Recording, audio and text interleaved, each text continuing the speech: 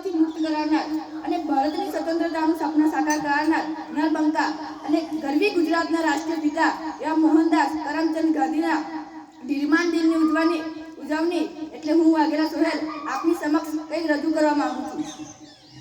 મિત્રો, ગાંધીજીને કોણ નથી જાણતું અને 21મી સદીમાં ગાંધીજીની ઓળખ એટલે કે ગુજરાતના બધા બાળકોને ગાંધીજી જાણે છે, જેમાંથી તેમને અલગ અલગ બાળકોને અલગ અલગ રીતે પોતાની મનથી રજૂ કરે છે।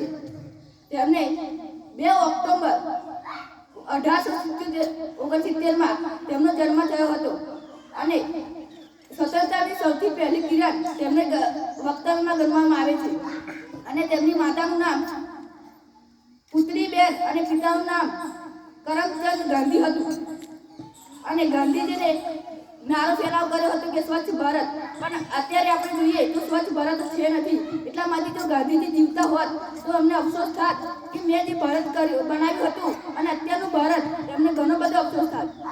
એટલા માટે આપણે જે સરકારી સ્થાનો પર હોસ્પિટલો, રેલવે સ્ટેશન એવી જગ્યાએ સ્વચ્છ રાખવું જોઈએ, તે આપણે ગંદકી રાખીએ છીએ।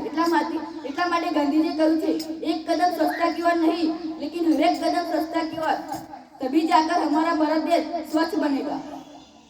और इसलिए हमें भारत में गली गली और मोहल्ले मोहल्ले में सफाई रखनी चाहिए। हमसे कोई सीखेगा और हम जो सफाई करेंगे इसके लिए दूसरों को भी प्रेरणा मिलेगी कि इसने सफाई की है तो हम भी सफाई करेंगे।